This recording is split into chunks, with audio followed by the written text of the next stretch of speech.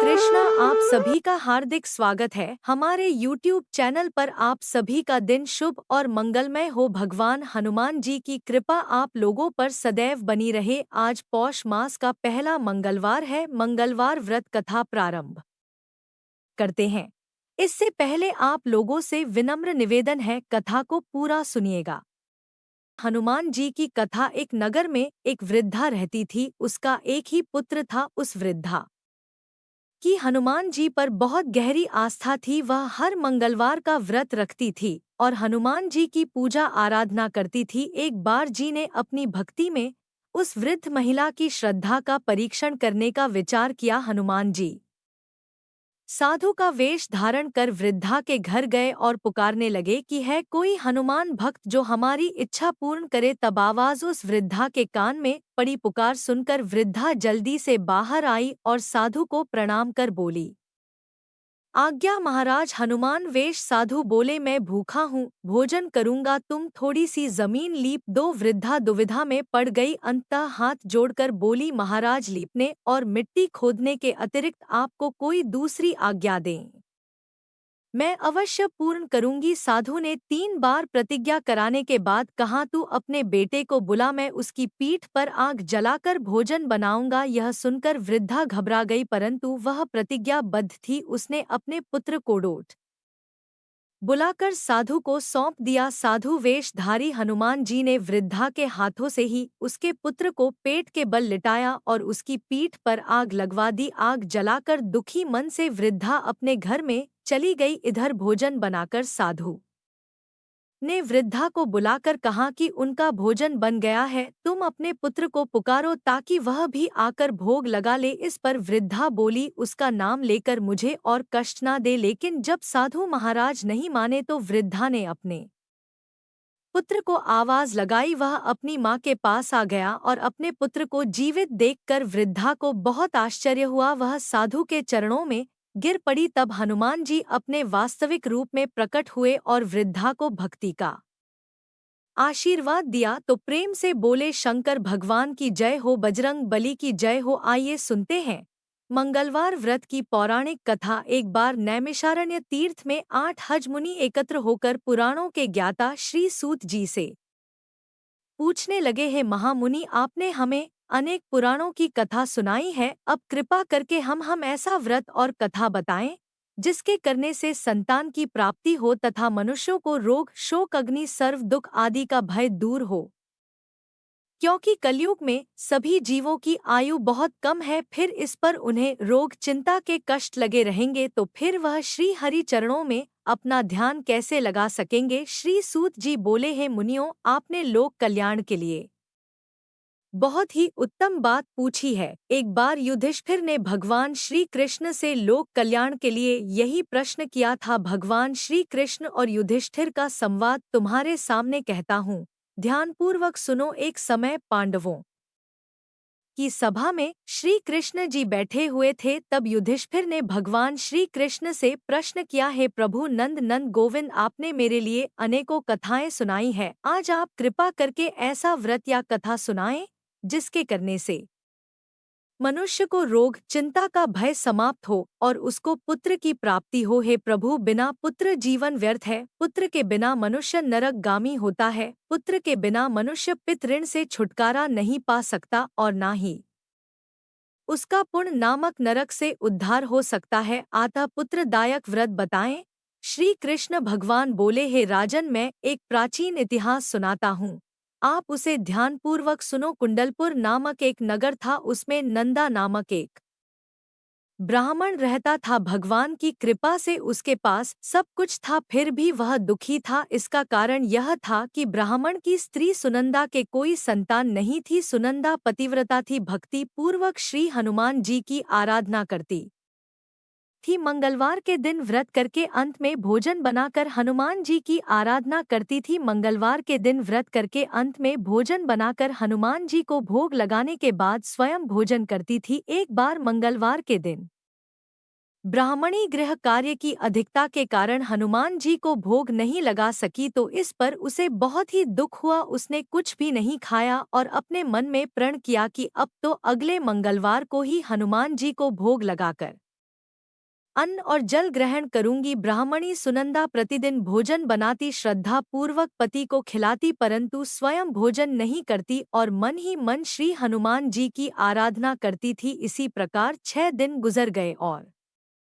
ब्राह्मणी सुनंदा अपने निश्चय के अनुसार भूख प्यासी निराहार रही। अगले मंगलवार को ब्राह्मणी सुनंदा प्रातःकाल ही बेहोश होकर गिर पड़ी। ब्राह्मणी सुनंदा की इस असीम भक्ति के प्रभाव से श्री हनुमान जी बहुत प्रसन्न हुए और प्रकट होकर बोले, सुनंदा मैं तेरी भक्ति से बहुत प्रसन्न हूँ, तू उठ और वर मांग। सुनंदा अपने आराध्य देव श्री हनुमान जी को देखकर आनंद की अधिकता से विबल होकर श्री हनुमान जी के चरणों में गिर कर बोली, है प्रभु मेरी कोई संतान नहीं है कृपा करके पुत्र और कन्या प्रदान करे, आपकी अति कृपा होगी। श्री महावीर जी बोले, तेरी इच्छा पूर्ण होगी, तेरे एक कन्या पैदा होगी, उसके अष्टांग प्रतिदिन सोना दिया करेंगे। इस प्रकार कहकर श्री महावीर जी अंतर्ध्यान हो गए। ब्राह्मणी सुनंदा बहुत हर्षित हुई और समाचार अपने पति से कहा। ब्राह्मण देव कन्या का वरदान सुनकर कुछ दुखी हुए, परंतु सोना मिलने की बात सुनी तो बहुत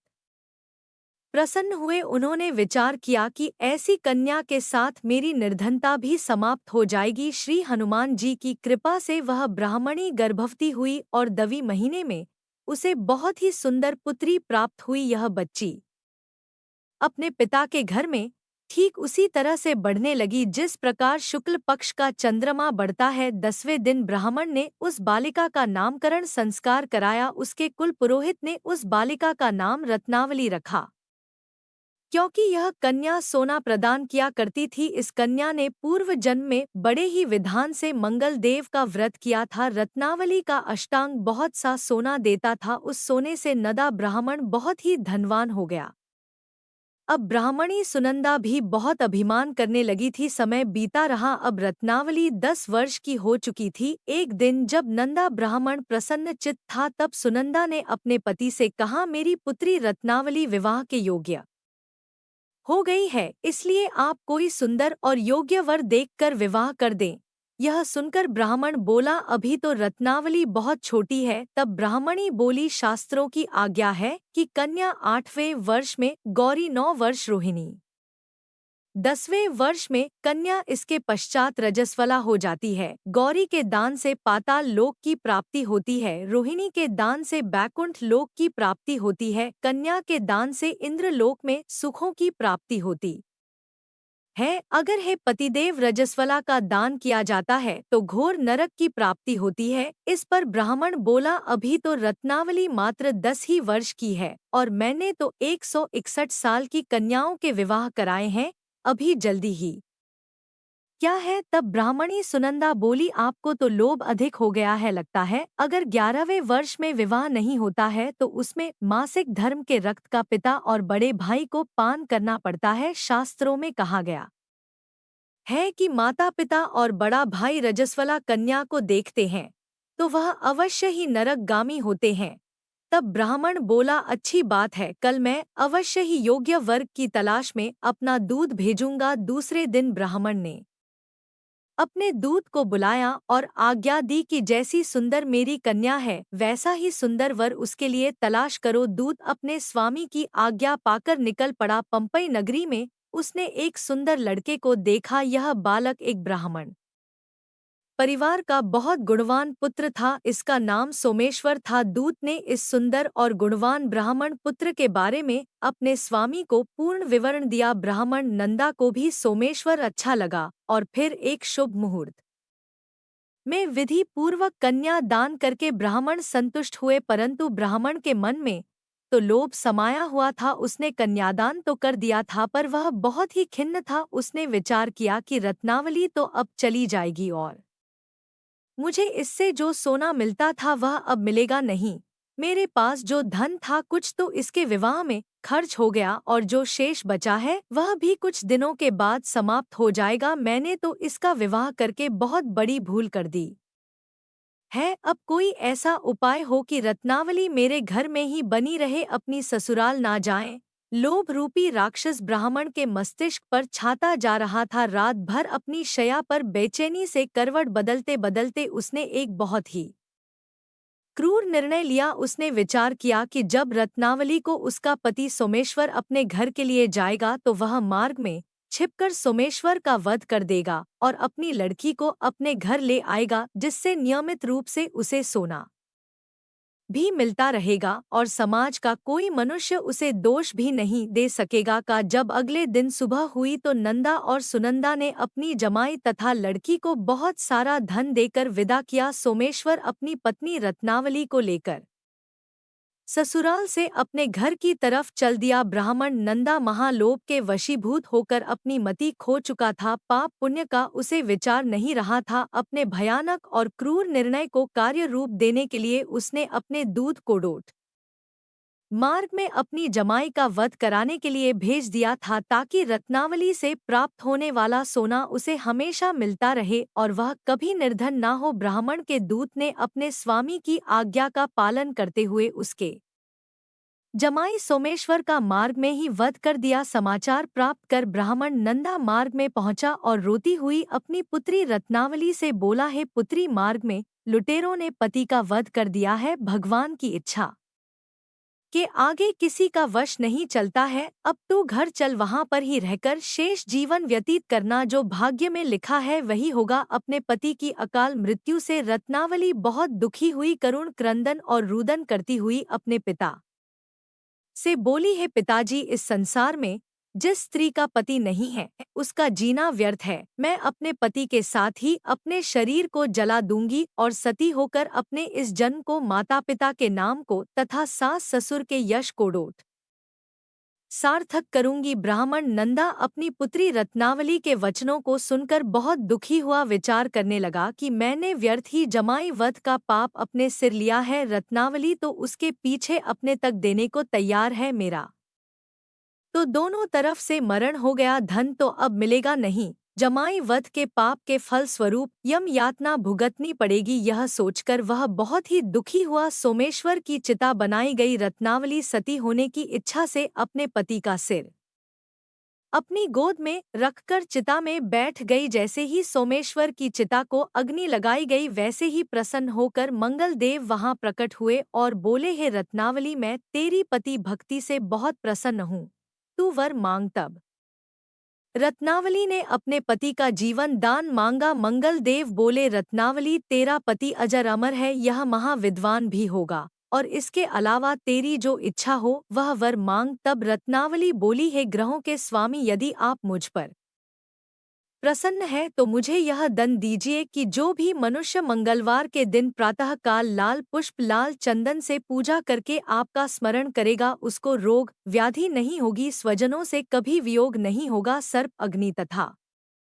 शत्रुओं का भय नहीं रहेगा और जो स्त्री मंगलवार का व्रत करेगी वह कभी विधवा नहीं होगी। मंगल देव ने तथास्तु कहकर अंतर ध्यान हो गए। सोमेश्वर मंगल देव की कृपा से जीवित हो उठा। रत्नावली अपने पति को पुनः प्राप्त कर बहुत प्रसन्न हुई और मंगल देव का व्रत प्रत्येक मंगलवार को करके व्रतराज और मंगल देव की कृपा से इस लोक में सुख ऐश्वर्य को भोगते हुए अंत में अपने पति के साथ स्वर्ग लोक को गई। प्रेम से बोलिए जय श्री हनुमान। आइए अब सुनते हैं श्री राम नाम की महिमा। लंकापति रावण के वध के बाद जब अयोध्यापति प्रभु श्री राम की कीर्ति दूर दूर तक फैल रही थी और वह मर्यादा पुरुषोत्तम कहलाने लगे थे, तब एक दिन महादेव शिव की इच्छा भी मर्यादा पुरुषोत्तम श्री राम से मिलने की हुई। पार्वती जी को संग लेकर महादेव जी कैलाश पर्वत से उतरकर अयोध्या नगरी के रास्ते पर चल पड़े। भगवान शिव और मां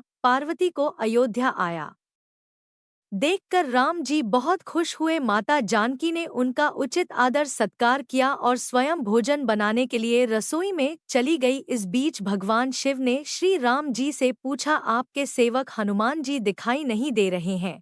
तब श्री राम बोले, वे बगीचे में है। शिवजी ने श्री राम जी से बगीचे में जाने की अनुमति मांगी और पार्वती जी का हाथ थाम कर बगीचे में आ गए। बगीचे की खूबसूरती देखकर उनका मन मोहित हो गया। आम के एक घने वृक्ष के नीचे हनुमान जी दीन दुनिया से बेखबर गहरी नींद में सोए हुए थे और एक लय में खर्राटों से राम नाम की ध्वनि उठ रही थी। चकित होकर शिवजी और माता पार्वती एक दूसरे की ओर देखने लगी। माता पार्वती मुस्कुरा उठी और वृक्ष की डालियों की ओर इशारा किया। राम नाम सुनकर पेड़ की डालियां भी झूमने लगी थी और इनके बीच से भी राम नाम उच्चारित हो रहा था। शिवजी इस राम नाम की धुन में मस्त मगन होकर खुद भी राम राम कहकर नाचने लगे। माता पार्वती जी ने भी अपने पति का अनुसरण किया और अपने कोमल पैर थिरका लगी। शिवजी और माता पार्वती जी के नृत्य से ऐसी झनकार उठी कि स्वर्ग लोक के देवता गण भी आकर्षित होकर बगीचे में आ गए और राम नाम की धुन में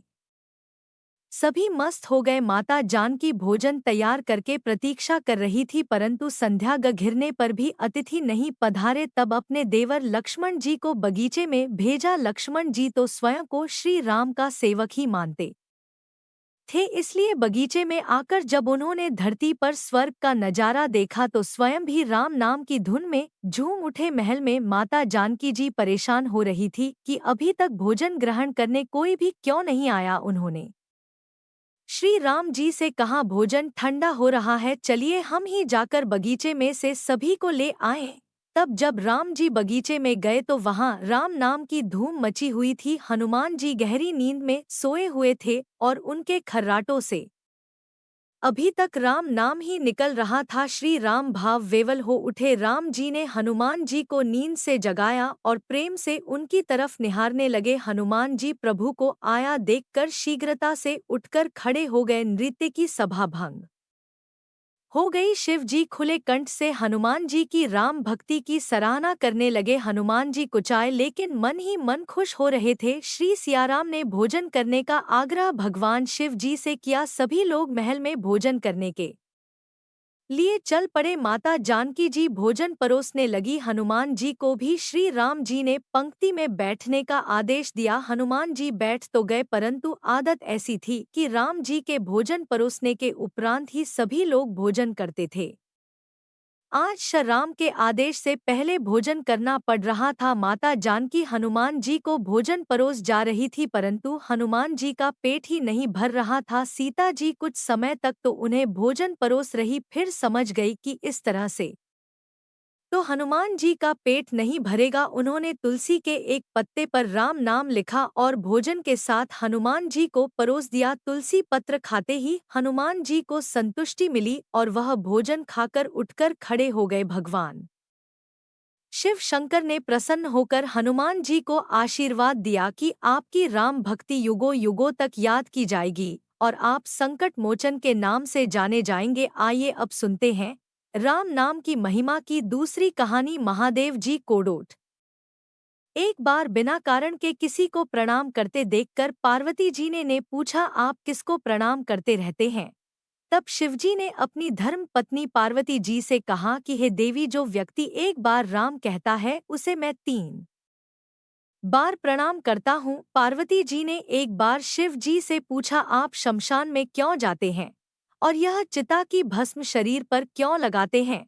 उसी समय शिवजी पार्वती जी को शमशान ले गए। वहां एक शव अंतिम संस्कार के लिए ला गया। लोग राम नाम सत्य है कहते हुए शव को ला रहे थे। शिव जी ने कहा कि देखो पार्वती, इस शमशान की ओर जब लोग आते हैं तो राम नाम का स्मरण करते हुए आते हैं और इस शव के निमित्त से कई लोगों के मुख से मेरा अति प्रिय दिव्य राम नाम निकलता है। उसी को सुनने मैं शमशान में आता हूँ और इतने लोगों के मुख से राम नाम का जप करवा में निमित्त बनने वाले इस शव का मैं सम्मान करता हूँ, प्रणाम करता हूँ और अग्नि में जलने के बाद उसकी भस्म को अपने शरीर पर लगा लेता हूँ।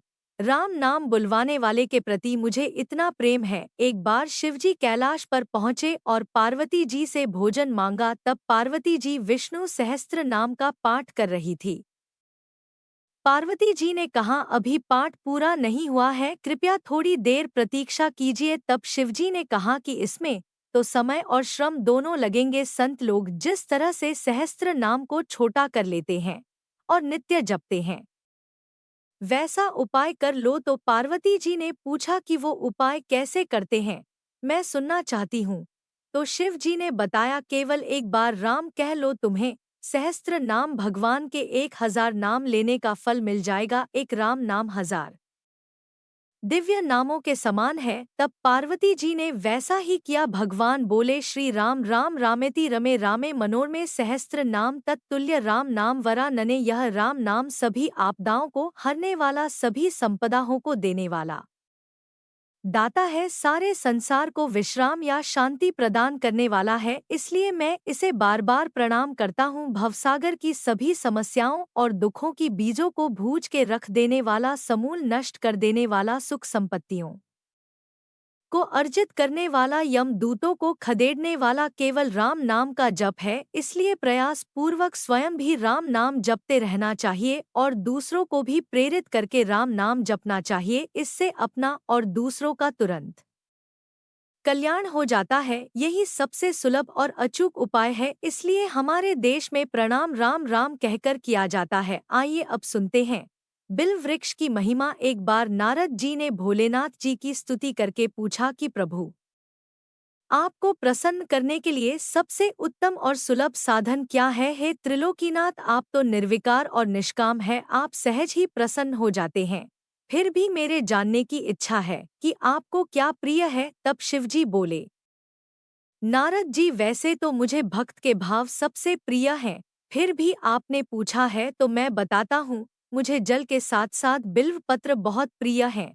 जो अखंड बिल्व पत्र मुझे श्रद्धा से अर्पित करते हैं, मैं उन्हें अपने लोक में स्थान देता हूँ।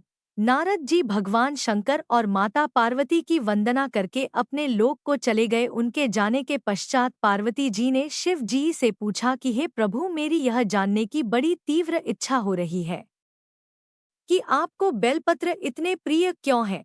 कृपा करके मेरी जिज्ञासा को शांत कीजिए। तब शिवजी बोले, हे शिवे, बिल्व के पत्ते मेरी जटा के समान है। उसका त्रिपत्र यानी 3 पत्ते ऋग्वेद, यजुर्वेद और सामवेद हैं, शाखाएं समस्त शास्त्र का स्वरूप है। बिल्व वृक्ष को आप पृथ्वी का कल्प वृक्ष समझे, जो ब्रह्मा, विष्णु और शिव स्वरूप है। हे पार्वती, स्वयं महालक्ष्मी जी ने शैल पर्वत पर बिल्व वृक्ष रूप में जन्म लिया था। इस कारण भी बेल का वृक्ष मेरे लिए अति प्रिय है। महालक्ष्मी जी ने बिल्व का रूप धरा, यह सुनकर पार्वती जी कौतूहल में पड़ गई और पार्वती जी कौतूहल से उपजी जिज्ञासा को रोक ना पाई। उन्होंने पूछा, देवी लक्ष्मी ने आखिर बिल्व वृक्ष का रूप क्यों लिया? आप ये कथा विस्तार से कहे। तब भोलेनाथ ने देवी पार्वती जी को कथा सुनाना आरंभ किया है। देवी सतयुग में ज्योति रूप में मेरे अंश का रामेश्वर लिंग था। ब्रह्मा आदि देवों ने उसका विधिवत पूजन अर्चन किया था। इसका परिणाम यह हुआ कि मेरे अनुग्रह से वाणी देवी सबकी प्रिय हो गई। वे भगवान विष्णु को सतत प्रिय हो गई। मेरे प्रभाव से भगवान केशव के मन में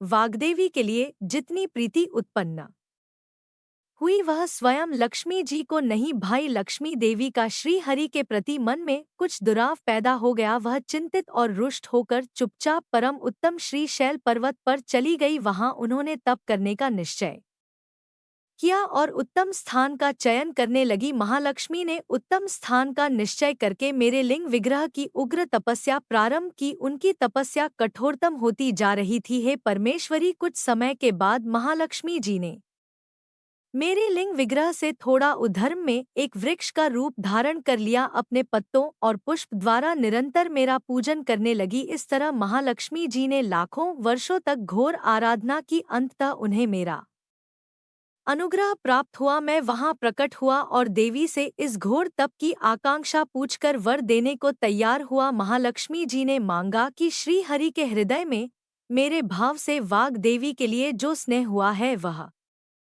समाप्त हो जाए। तब शिवजी बोले, मैंने महालक्ष्मी जी को समझाया, श्री हरि के हृदय में आपके अतिरिक्त किसी और के लिए कोई प्रेम नहीं है। वाग्देवी के प्रति उनका प्रेम नहीं अपितु श्रद्धा है। यह सुनकर लक्ष्मी जी प्रसन्न हो गई और पुनः श्री विष्णु के हृदय में स्थित होकर निरंतर उनके साथ विहार करने लगी है। पार्वती महालक्ष्मी के हृदय का एक बड़ा विकार इस प्रकार दूर हो गया। इस कारण हरिप्रिया उसी वृक्ष रूप में सर्वदा अतिशय भक्ति से भरकर यत्नपूर्वक मेरी पूजा करने लगी है। पार्वती, इसी कारण विश्व का वृक्ष, उसके पत्ते, फल, फूल आदि मुझे बहुत प्रिय हैं।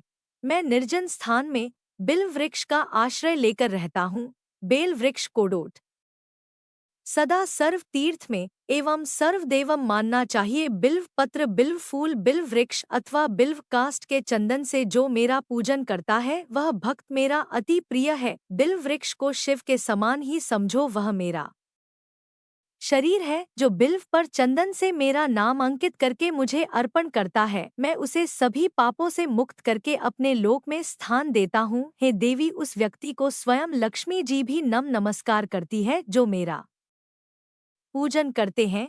जो बिल्व मूल में प्राण छोड़ता है उसको रुद्र देह प्राप्त होता है, और ऐसे मनुष्य पर सदैव ही माता लक्ष्मी की कृपा रहती है, और साथ ही साथ भगवान नारायण की कृपा भी उन पर सदैव बनी रहती है। प्रेम से बोलिए भगवान शिव और माता पार्वती की जय। आइए अब सुनते हैं मंगलवार को सुनी जाने वाली मंगला गौरी माता की पौराणिक कथा। कुरु देश में शकीर्ति नामक एक विद्वान कीर्ति शली शत्रुओं का नाश करने वाला 64 कलाओं का ज्ञाता तथा धनुर्विद्या में कुशल राजा हुआ था। पुत्र के अलावा अन्य सभी शुभ चीजें उस राजा के पास थी, इसलिए वह राजा संतान के विषय में अत्यंत चिंतित हुआ, और जब ध्यान पूर्वक देवी की आराधना करने लगा तब उसकी कठोर तपस्या से देवी प्रसन्न हो गई और उससे यह वचन बोली कि हे सुव्रत, वर मांगो। तब श्रुत कीर्ति बोला, हे देवी, यदि आप मुझ पर प्रसन्न हो तो मुझे सुंदर पुत्र दीजिए। हे देवी, आपकी कृपा से अन्य किसी भी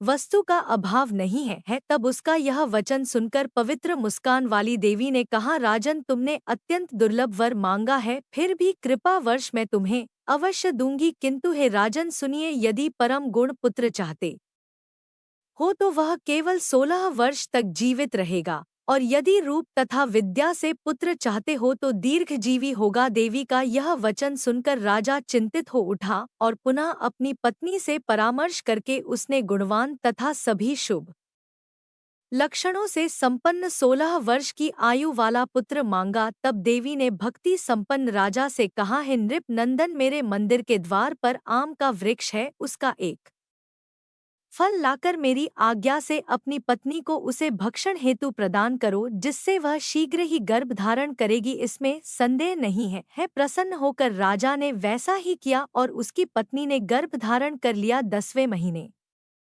में उसने देवतुल्य सुंदर पुत्र को जन्म दिया। तब हर्ष तथा शोक से युक्त राजा ने बालक का जात कर्म आदि संस्कार किया, और शिव का स्मरण करते हुए उसका नाम चिरायु रखा। इसके बाद पुत्र के 16 वर्ष के होने पर पत्नी सहित राजा चिंता में पड़ गए, और भी विचार करने लगी कि यह पुत्र बड़े कष्ट से प्राप्त हुआ है, और मैं इसकी दुखद मृत्यु अपने ही सामने कैसे देख सकूंगा। ऐसा विचार करके राजा ने पुत्र को उसके मामा के साथ साकाशी भेज दिया। प्रस्थान के समय राजा की पत्नी ने अपने भाई से कहा कि आप मेरे पुत्र को काशी ले जाइए। मैंने भगवान मृत्युंजय से पूर्व में पुत्र के लिए प्रार्थना की थी और कहा था कि हे विश्वेश, आप जगतपति की यात्रा के लिए मैं उस पुत्र को अवश्य भेजूंगी, अतः आप मेरे पुत्र को आज ही ले जाइए और सावधानी पूर्वक इसकी रक्षा कीजिएगा। अपनी बहन की यह बात सुनकर भांजे के साथ वह चल पड़ा। कई दिनों तक चलते चलते वह आनंद नामक नगर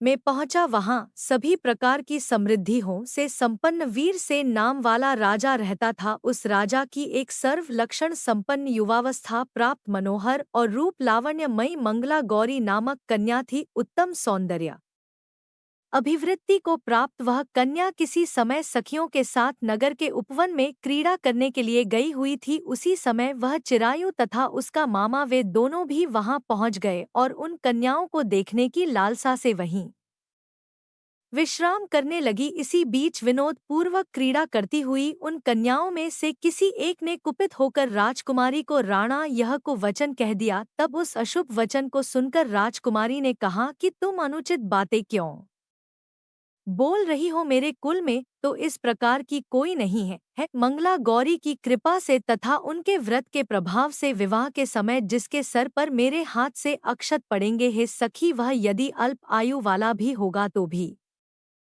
चिरंजीवी हो जाएगा। इसके बाद वे सभी कन्याएं अपने अपने घर चली गई। उसी दिन राजकुमारी का विवाह था। बालिक देश के दृढ़धर्मा नामक राजा के सुकेत नाम वाले पुत्र के साथ उसका विवाह निश्चित किया गया था। वह सुकेत विद्यान कुरूप तथा बहरा था। तब सुकेत के साथ आए हुए उन लोगों ने विचार किया कि इस समय कोई दूसरा श्रेष्ठ वर ले जाना चाहिए और विवाह संपन्न हो जाने के बाद वहां सुकेत पहुंच जाए। तो उन लोगों ने चिरायु के मामा के पास जाकर याचना की कि आप इस बालक को हमें दे दीजिए, जिससे हमारा कार्य सिद्ध हो जाए। इस पृथ्वी पर परोपकार के समान दूसरा कोई धर्म नहीं है। तब उनकी बात सुनकर चिरायु का मामा मन ही मन बहुत प्रसन्न हुआ, क्योंकि इसने उपवन में पहले ही कन्या मंगला गौरी की बात सुन ली थी। फिर भी उसने एक बार कहा कि आप लोग इसे किस लिए मांग रहे हैं?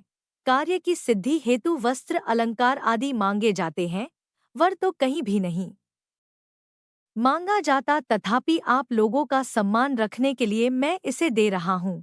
इसके बाद चिरायु को वहां ले जाकर उन लोगों ने विवाह संपन्न कराया। सप्तपदी आदि के हो जाने पर रात्रि में शिव पार्वती की प्रतिमा के समक्ष उस चिरायु ने हर्ष युक्त होकर मंगला गौरी के साथ शयन किया। उसी दिन चिरायु के 16 वर्ष पूर्ण हो चुके थे और अर्धरात्रि में साक्षात काल सर्प रूप में वहां आ गया। इसी बीच संयोग वर्ष राजकुमारी जाग गई।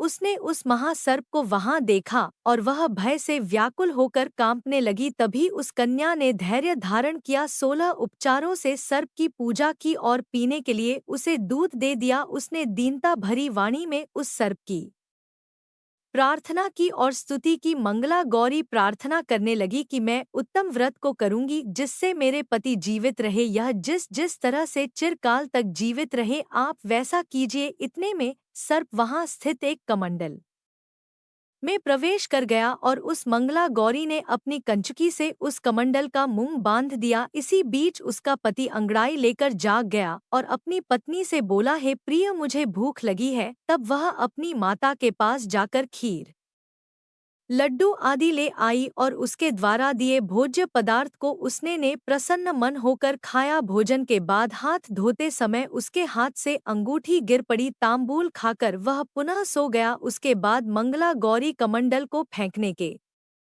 लिए जाने लगी। विधि की कैसी गति है कि उस कमंडल में से बाहर की ओर जगमग करती हुई हार कांति को देखकर वह आश्चर्यचकित हो गई। घट में स्थित उस हार को उसने अपने कंठ में धारण कर लिया। इसके बाद कुछ रात शेष रहते ही चिरायु का मामा आकर उसे ले गया। इसके बाद वर पक्ष के लोग सुकेत को वहां ले आए। उसे देखकर मंगला गौरी ने कहा कि यह मेरा पति नहीं है।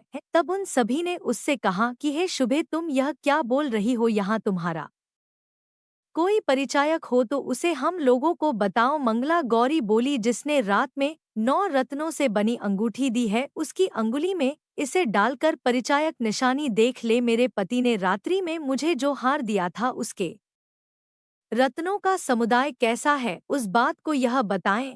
यह तो कोई अन्य ही है। इसके अलावा रात में परस्पर भाषण तथा भोजन आदि जो कुछ किया गया था उसे भी यह बता दे, तब यह निश्चय ही मेरे पति हैं।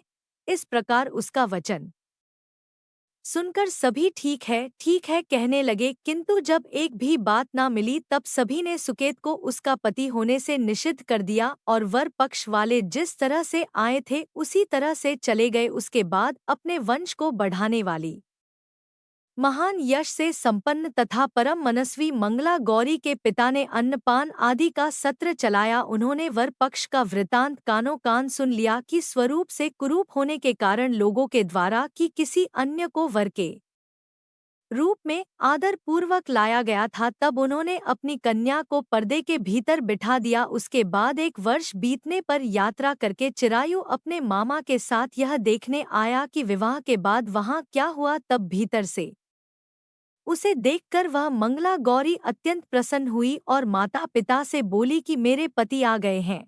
तब राजा ने अपने स्वजनों को बुलाकर पूर्व में कहे गए सभी परिचयकों को निशानी को देकर मंद मुस्कान वाली अपनी कन्या चिरायु को सौंप दी। राजा ने शिष्ट जनों को साथ लेकर विवाह का उत्सव कराया। इसके बाद राजा वीर सह ने वस्त्र आभूषण आदि सेना घोड़े रथ और अन्य भी बहुत सी सामग्रियां देकर उन्हें विदा किया। उसके बाद कुल कोडोट आनंदित करने वाला वह चिरायु पत्नी तथा मामा को साथ लेकर सेना के साथ अपने नगर पहुंचा। लोगों के मुख से उसे आया हुआ सुनकर उसके माता पिता को विश्वास नहीं हुआ। उन्होंने सोचा कि प्रारब्ध अन्यथा कैसे हो सकता है। इतने में वह अपने माता पिता के पास आ गया और स्नेह से परिपूर्ण वह चिरायु भक्ति पूर्वक उनके चरणों में गिर पड़ा। तब अपने पुत्र का मस्तक छूकर उन दोनों ने परम आनंद प्राप्त किया। पुत्र वधू मंगला गौरी ने भी सास ससुर को प्रणाम किया। तब सास उसे अपनी गोद में